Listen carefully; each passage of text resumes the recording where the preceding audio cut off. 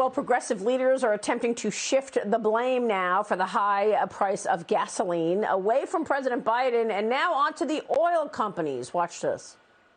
I mean, we go after corporate America because corporate America is often profiteering. If you look at the data around this, when prices went down, we didn't see any of that passed on to consumers. When prices go up, we see that passed on to consumers. So there's no consistency. Meanwhile, Republicans launching several voter registration drives at gas stations across the country, the first of those taking place in Arizona on Saturday. Joining me right now is New York Congressman Rep Zeldi. He is a member of the House Foreign Affairs Committee, and he is currently running for governor of New York. Congressman, it's great to see you today. Thanks very much for being here. Great to be with you.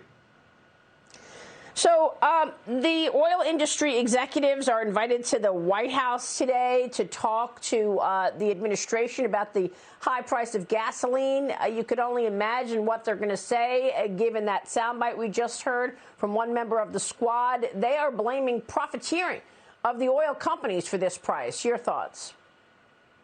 There are certainly people in the Democratic Party who need a bit more of a remedial education on how prices are determined, what's causing it to fluctuate. The decision was made strategically with bipartisan support to cut off Russian oil imports. The decision then was made by the Biden administration to move towards Iran and Venezuela to make up for that, as opposed to using this as an opportunity to look at our own domestic energy policy, our own domestic energy production. This is an opportunity and a reminder to ramp that up, to become energy independent again.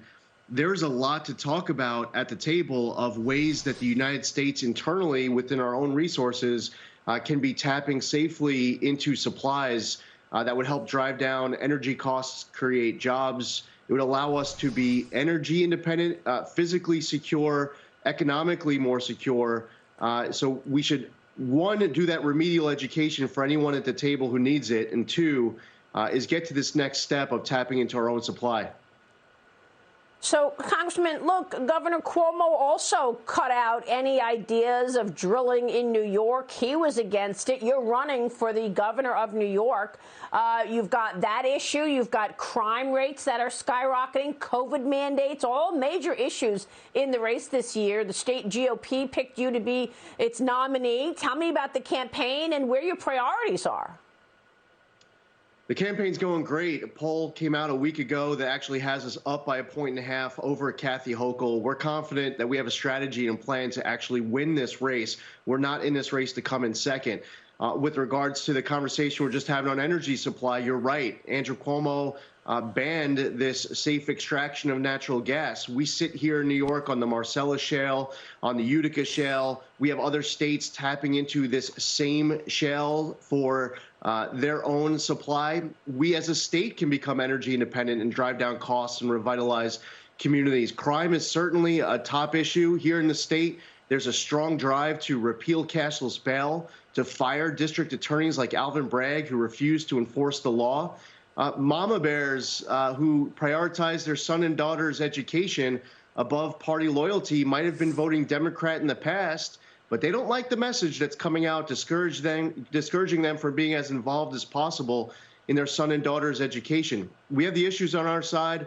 We're working hard. The polling's good. Fundraising's great. The volunteers have been coming in from across New York. We're going to win this race in November. Well, then you've got to hope that people come out to vote, right? I mean, look at what happened in the New York City election for mayor there. It was the smallest electorate that came out, and as a result, you had Bill de Blasio. So how confident are you that you can get voters on their feet on Election Day? There's a huge enthusiasm gap right now in New York in favor of Republicans. People are excited about being able to take back their country, take back their state this November. We're seeing a little bit less enthusiasm for people who more loyally vote Democrat. So that's a key factor. But the fact is this, it's not about jumping on a surfboard and riding in a wave.